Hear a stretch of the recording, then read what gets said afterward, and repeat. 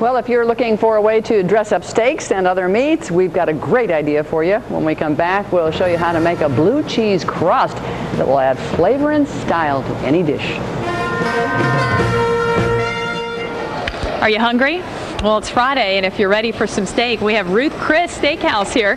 This is Jeff Blair. He's a regional chef with the restaurant, and he's brought all these beautiful cuts of meat. And we're going to talk about how to cook them. But first, let's go through the individual cuts. What are these? Well, I'm going to start off right here with everybody's favorite is the filet mignon and the petite filet mignon. We have two different sizes. We have a 12-ounce and an 8-ounce filet. And what I want to point out is obviously the marbling that runs through all of our steaks. And this is what separates us from most of our competitors. Is the prime is the ribbons of marbling that run through all of our steaks. And the New York strip, a lot of mistakes that people buy when they go to the stores, they see this nice lean steak, and but they don't see the marbling that runs through it, and then they get it home and they put it on the grill, and it shrivels all up into nothing, and it's tough. I've done that before. But you know, Ruth's favorite steak was a New York strip, which this is a very lean piece of meat. It's got a lot of flavor in it. It's a little firmer than most of our steaks.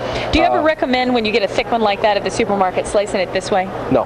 Oh, no. You want to leave it thick? Again, the secret is thick steaks, high heat, and then slow it down. So you want to put it on the grill on high heat, and then maybe put it up on the top of the grill and slow it down a little bit. Okay. All right.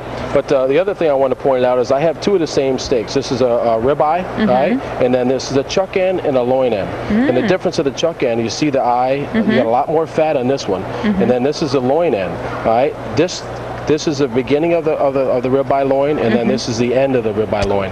The very next piece of steak that's cut is a New York strip. Oh. So this one has a lot more flavor in it, but this one is a lot more leaner. Right. So if you're watching your diet and you want, you're going to dinner, maybe this one. Exactly. And you can order any of these on the menu. Any of these. Yep. And you could top them off. Like I said, we have our blue cheese crust that is probably the most famous that we have on our toppings.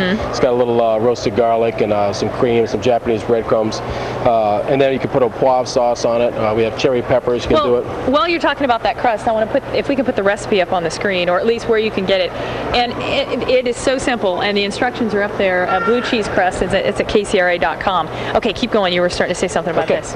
So anyhow, what I like to do is show our sizzle. One of Ruth's big things with the sizzle on our plate is to put the steak on the plate, and then we hit it with the butter and the parsley for the flavors, and then the side items. So people, there's nothing worse than a side item, your mashed potato, your broccoli getting cold. Right. So we put it on there, and then you can add your side items to the plate.